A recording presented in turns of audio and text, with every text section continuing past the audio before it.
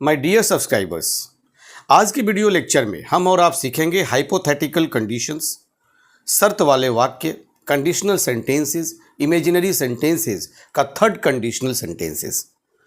चलिए देर न करते हुए बोर्ड पर मैंने कुछ सेंटेंसेस लिखे हैं, उसे पढ़ते हैं, फॉर्म अप करते हैं, फॉर्मेशन और स्ट्रक्चर सीखते हैं।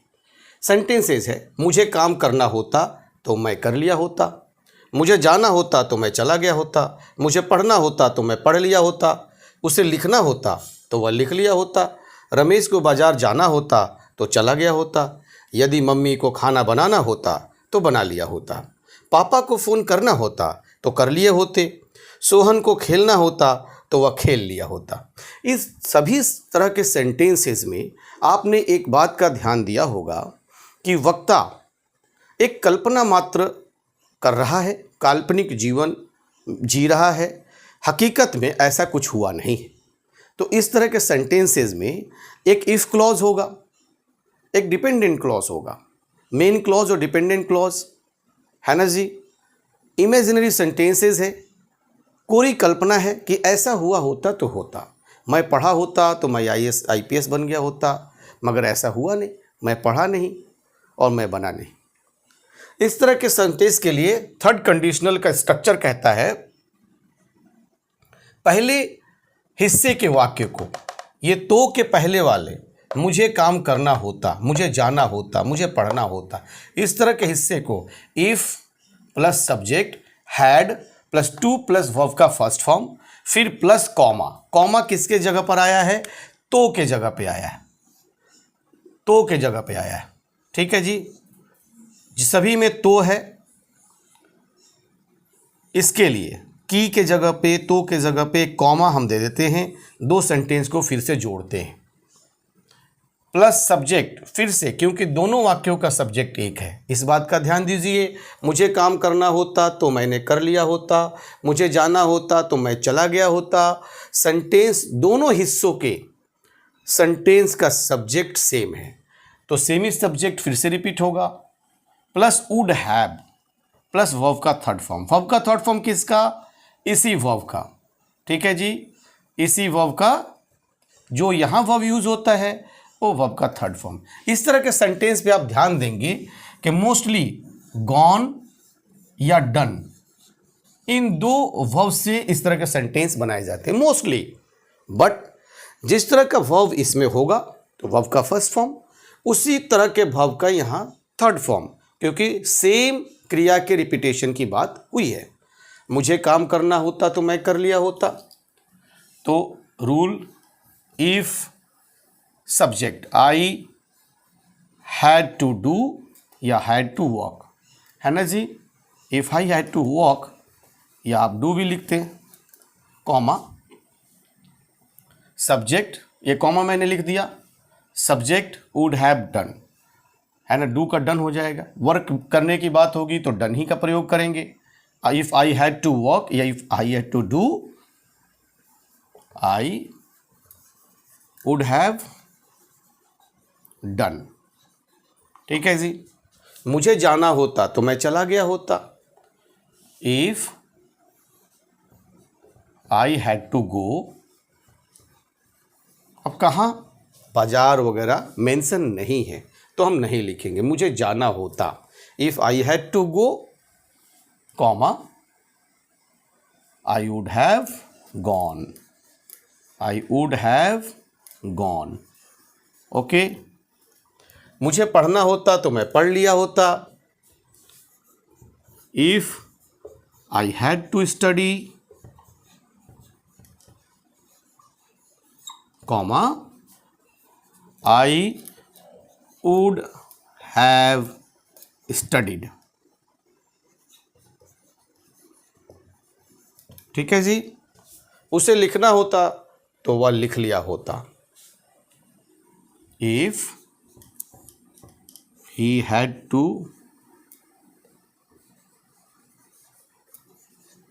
Right, he would have written. Ramesh को बाजार जाना होता तो चला गया होता। अब हमेशा मैं, मुझे, उसे, ये तो प्रोनाउन से बने हुए सेंटेंसेस हैं। मगर यदि नाउन मेंशन हो, रमेश, मोहन, सोहन, सीता, गीता, बबीता, रमेश को बाजार जाना होता तो चला गया होता, तो यहाँ पे प्रोनाउन की जगह हम नाउन को रखेंगे। इफ रमेश को बाजार जाना होता, if Ramesh had to go to market, comma, he would have gone. Market mention नहीं करेंगे, अंडरस्टूड है, he would have gone to market. He किस लिए आया? क्योंकि रमेश नाउन के लिए ही प्रोनाउन का प्रयोग हुआ है। Pronoun is a word which is used in place of या फिर इंस्टीड ऑफ नाउन। नाउन के बदले नाउन के रिपीटेशन से बचने के लिए, बार बार नाउन का प्रयोग से बचने के लिए जिसका प्रयोग करते हैं उसे क्या कहते हैं? प्रोनाउन कहते हैं। प्रोनाउन का मतलब सर्वनाम, सभी नाम के लिए जो यूज किया जाता है उसे सर्वनाम कहते हैं। यदि मम्मी को खाना बनाना होता तो बना ली होती। If mom had to cook, comma, food जरूरी नहीं है, हैड टू कुक, कुक लिख दिया आपने तो फूड ही का खाना बनता है। कुकिंग किसका होता है? फूड का ही। If mom had to cook, sorry, if mom had to cook, comma, she would have cooked. Okay. पापा को फोन करना होता तो कर लिए होते। If papa had to phone, had to ring, या आप जो भी लिखे, comma, he would. If papa had to call, आप ऐसे लिख दीजिए, ज़्यादा अच्छा है। If papa had to call, he would have called. Yes or not? Sohan को खेलना होता तो वह खेल लिया होता। If Sohan had to play, Sohan had to play, comma, he would have played. ठीक है जी।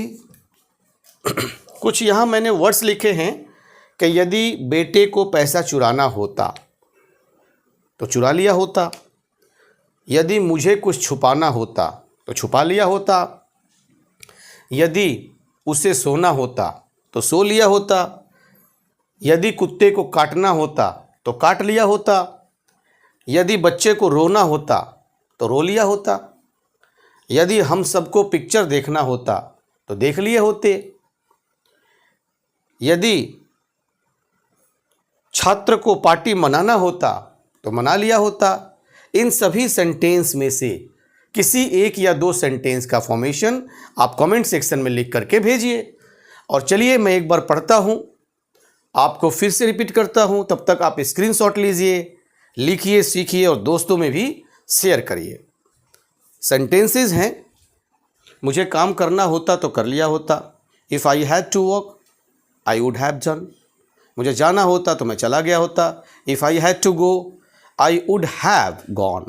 मुझे पढ़ना होता तो मैं पढ़ लिया होता। If I had to study I would have studied. उसे लिखना होता तो वह लिख लिया होता। If he had to write he would have written.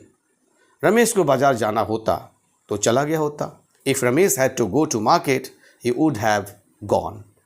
यदि मम्मी को खाना बनाना होता तो बना लिया होता। If mom had to cook she would have cooked. पापा को फ़ोन करना होता तो कर लिए होते। If papa had to call he would have called. Sohan को खेलना होता तो वह खेल लिया होता। If Sohan had to play he would have played. Third conditional का सेंटेंस मैंने आपको बताया। आशा करता हूं आपको बहुत ही अच्छे तरीके से समझ में आया होगा। आप इसे अपने दोस्तों में भी शेयर कीजिए, लेट देम नो ऑल्सो। और फिर इसी चैनल पर the English Guru Shiva Ganesh YouTube channel पर, जिसे आपको सब्सक्राइब करना है ताकि नोटिफिकेशंस आप तक पहुंचते रहे।